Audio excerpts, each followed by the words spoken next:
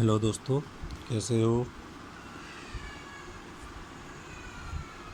बेटा, हम लोग पढ़ रहे थे पारिस्थितिकी तंत्र, जिसके अंदर हमने पारिस्थितिकी की तंत्र क्या होता है, उसे कितने भागों में वर्गीकृत किया गया है, पिछली क्लास में हमने पढ़ा था। आज हम पढ़ेंगे पारिस्थितिकी तंत्र के घटक कौन से हैं, यानी कंपोनेंट्स कौन कौन से हैं इकोसिस्टम के। तो शुरू करते हैं।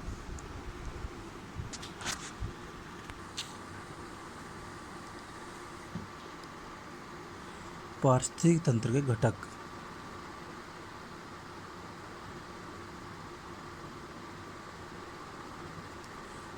तंत्र के घटक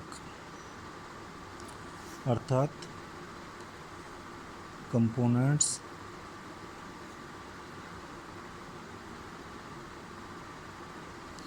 ऑफ इकोसिस्टम। पारिस्थितिक तंत्र के जो घटक होते हैं मुख्य रूप से दो होते हैं।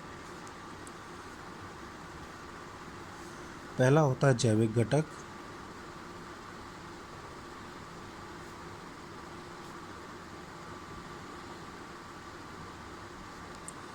और दूसरा होता है अजैविक घटक।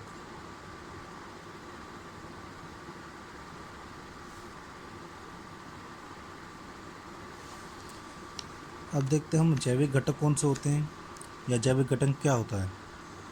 लिखे, हेडिंग डाले जैविक घटक।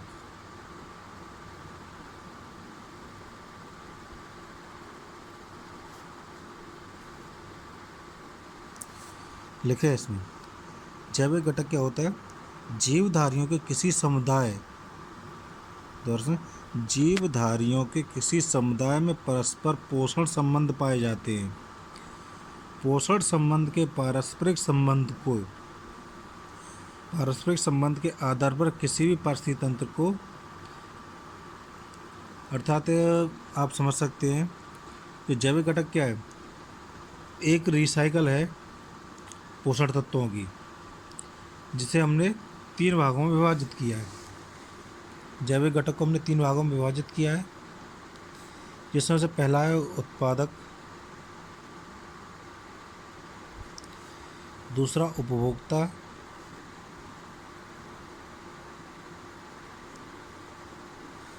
और तीसरा है अपघटक। एक बार फिर दोबारा सुने। जैविक घटक क्या है। जीवधारियों के किसी समुदाय के परस्पर पोषण संबंध पाए जाते हैं, यानी पोषण का जो संबंध है वो पाया जाए, वो जैविक घटक कहलाता है। जैविक घटक को हम तीन आधार पर बांटते हैं, जिसमें से पहला है उत्पादक, दूसरा है उपभोक्ता, तीसरा है अपघटक। अब इसमें उत्पादक कौन होता है ये देखें। पहली हेडिंग उत्पादक।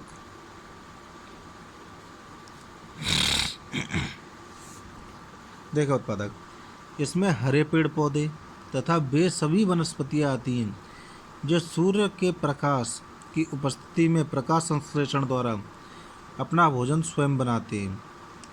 इसलिए इन्हें उत्पादक कहते हैं, क्योंकि ये केवल सूर्य पर डिपेंड करता है और किसी पर नहीं।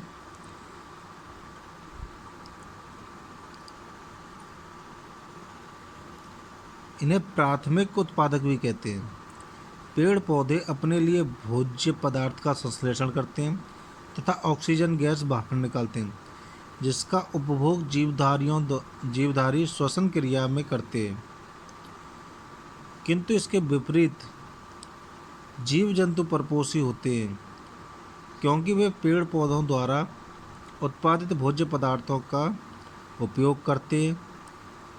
जंतु खाद्य पदार्थ द्वारा अपने लिए कार्बोहाइड्रेट तथा वसा, प्रोटीन, अन्य कार्बनिक पदार्थों का संश्लेषण करते हैं। इस वजह से पेड़ पौधों को प्राथमिक उत्पादक तथा जीव जंतुओं को द्वितीय उत्पादक कहा जाता है। उत्पादक क्या होता है समझ में आ गई होगी सबकी। इसमें जो दूसरी हेडिंग है वो है उपभोक्ता।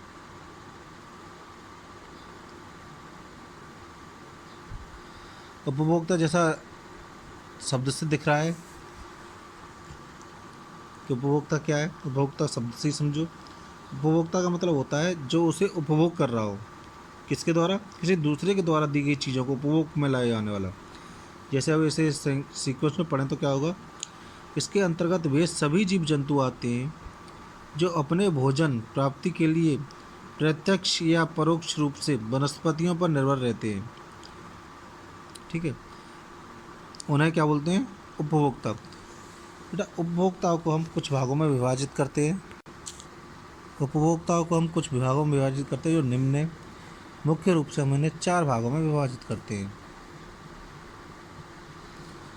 प्राथमिक उपभोक्ता, द्वितीयक उपभोक्ता, तृतीयक उपभोक्ता,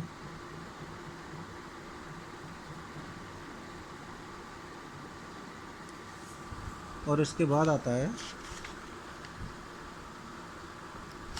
उच्च मांसाहारी।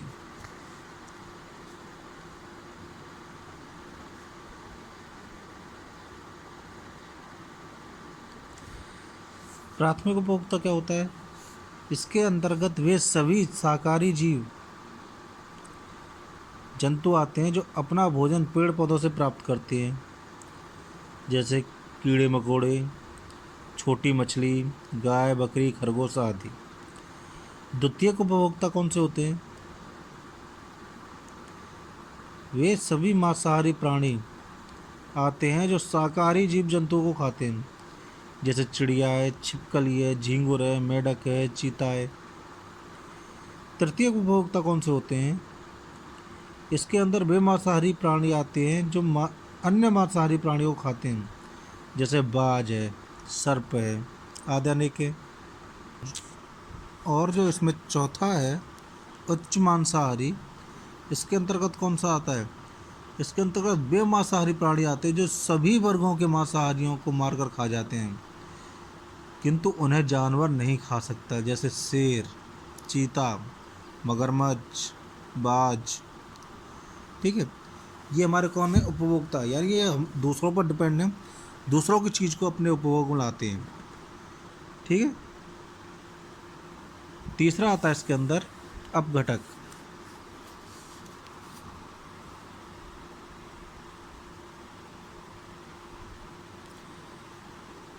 ये किसके चल रहे हैं बेटा, सभी के सभी ये सब चल रहे हैं हमारे दूसरा बिंदु, उपभोक्ता के वर्गीकरण के आधार पर, या उपभोक्ता को हम कितने वर्गों में बांटते हैं जैविक घटक के अंदर।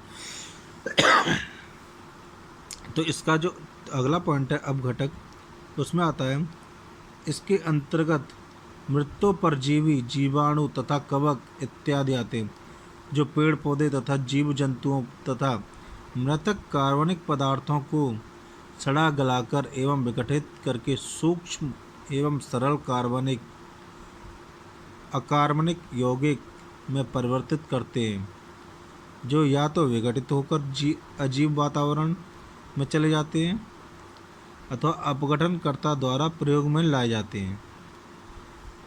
यहाँ से हमारा जैविक घटक तो समाप्त हुआ। अब देखते हैं हमारा अजैविक घटक में क्या क्या आता है। अगली हेडिंग है अजैविक घटक। आप सभी के लिए मैं इसका जो एक नोट्स के रूप में प्रोवाइड करा दूंगा, परेशान ना हो। तो देखो अजैविक घटक को मुख्य रूप से 3 वर्गों में बांटा गया है। कितने वर्गों में, 3 वर्गों में। अजैविक घटक को 3 वर्गों में बांटा गया है। कौन सा, पहला है अकार्बनिक घटक, दूसरा कार्बनिक घटक,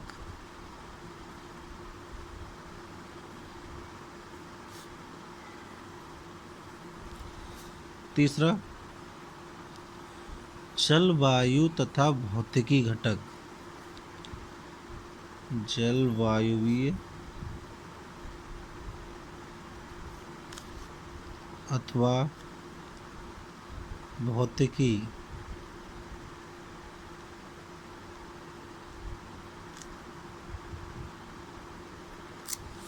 ठीक है, तब देखते हैं इसमें अकार्बनिक घटक कौन से होते हैं। इसके अंतर्गत खनिज लवण जैसे N2, H2, Ca, MgO2 आदि गैसें सम्मिलित होती हैं जो जीवन के लिए आवश्यक तत्व हैं।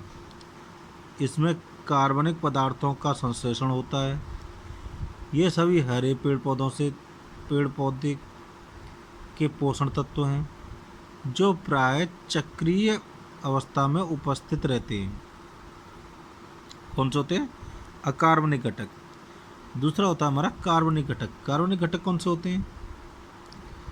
इसमें मृत पौधे व जीव जंतु से उत्पन्न प्रोटीन, शर्करा, लिपिड, कार्बनिक पदार्थ तथा इसके अपघटन में उत्पन्न माध्यमिक अथवा अंतिम उत्पाद जैसे यूरिया शामिल हैं। ये जीव में अंत में प्राप्त होते हैं। मृतपोषी जीवाणु व कवकों की क्रिया के फलस्वरूप ये अकार्बनिक तत्वों में परिवर्तित हो जाते हैं जिससे हरे पौधे पुनः उपयोग में लाए जाते हैं। कार्बनिक एवं अकार्बनिक घटक परस्पर मिलकर निर्जीव वातावरण की संरचना करते हैं। कौन करते हैं निर्जीव वातावरण की संरचना? कार्बनिक घटक। अगला हमारा जलवायुवीय अथवा भौतिकी घटक। इसके अंतर्गत वायु, प्रकाश, जल, आर्द्रता, ताप व प्रकाश इत्यादि आते हैं जो जलवायु अथवा भौतिकी घटक की संरचना करते हैं। अच्छा, अब सभी ज़्यादातर पूछ लेते हैं कि भाई इतना तो हमने बता दिया। अब बोलते हैं पारिस्थितिक तंत्र के कार्य क्या है, या पारिस्थितिक तंत्र क्या करता है।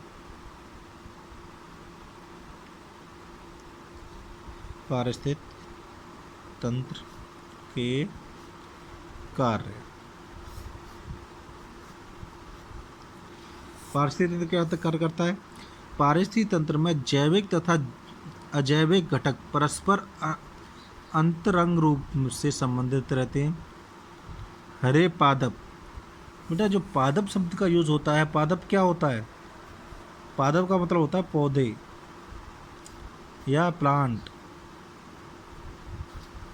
ये हमारे पादप कहलाते हैं। हरे पादप जो कौन होते हैं? उत्पादक। भाई प्रथम श्रेणी के उत्पादक जो होते हैं, उत्पादक के अंदर, प्राथमिक के अंदर क्या आता है? हरे पेड़ पौधे तो आते हैं। हरे पादप मृदा से जल व खनिज इत्यादि लेकर भोजन का निर्माण कार्य करते हैं। इस क्रिया में सौर ऊर्जा का उपयोग होता है। पर्यावरण तथा जैविक समुदाय के मध्य होने वाली क्रमबद्ध रासायनिक क्रियाओं के कारण ही पारिस्थितिक तंत्र में ऊर्जा का क्रमबद्ध प्रवाह एक ही दिशा में होता है तथा खनिज का चक्रीय प्रभाव संभव हो पाता है। तो बेटा, ये होता है हमारा जो आज हमने पढ़ा है पारिस्थितिक तंत्र के घटक कौन से होते हैं, उन घटकों को कितने घटकों में वर्गीकृत किया गया है, यानी कितने भागों में बांटा गया है, और पारिस्थितिक तंत्र के कार्य क्या होते हैं। अगली कक्षा में हम पढ़ेंगे पारिस्थितिक तंत्र में ऊर्जा का प्रवाह कैसे होता है। आज की क्लास यहीं समाप्त करते हैं।